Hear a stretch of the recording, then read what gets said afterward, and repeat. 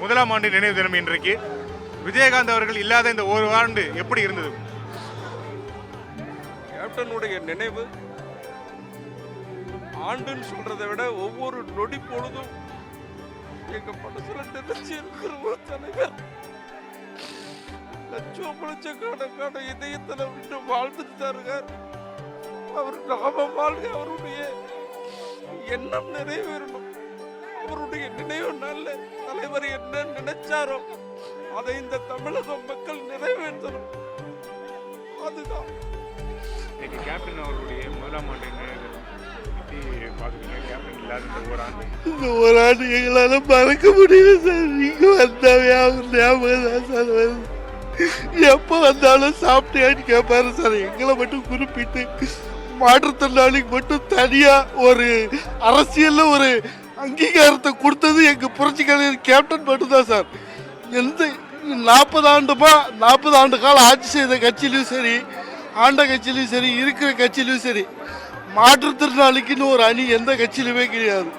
எங்க தலைவர் மன்றமாக இருக்கின்ற பொழுதே மாற்றுத்திறனாளிக்கு நான் அங்கீகாரத்தை அளிக்கிறேன் என்று கொடுத்தவர். இன்றைக்கு அவர் எங்களை விட்டு போயிருந்தாலும் அவருடைய நினைவா எங்க உயிர் இருக்கிற வரைக்கும் கேப்டனுக்காகவே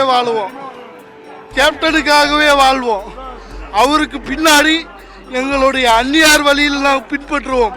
எங்களுடைய இளைய தலைவர் விஜய் பிரபாகரன் வழியிலையும் நான் பின்பற்றுவேன். இந்த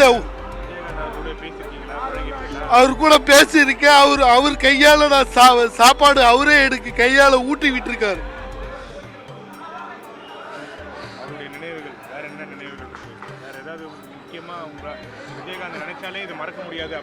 அப்படின்னு பார்த்தீங்கன்னா நான் தருமபுரி மாவட்டத்தை சார்ந்தவன். எங்களுடைய மாவட்டத்துக்கு ஒரு திருமணத்துக்கு வந்திருந்தார்.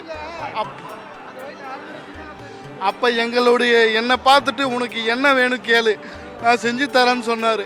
ஆனால் நான் இருந்துக்கிட்டு தலைவரே நீங்கள் நல்லா இருந்தால் மட்டும் எனக்கு அது போதும் அப்படின்னு சொன்னேன்.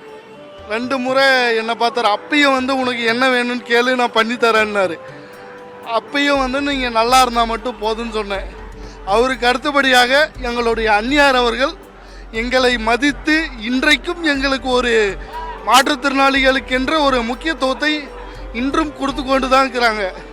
ஏன்னு கேட்டிங்கன்னா ஒவ்வொரு பிறந்தநாள் அன்னைக்கு பார்த்திங்கன்னா எம்ஜிஆர் காது கேளாதோர் பள்ளிக்கு 50,000 கொடுப்பாங்க. முடியாத பட்சத்தில் சைக்கிள், ஸ்கூட்டர் எல்லாமே தருவாங்க. வேற எந்த இயக்கத்திலையும் இந்த மாதிரி பண்றது கிடையாது.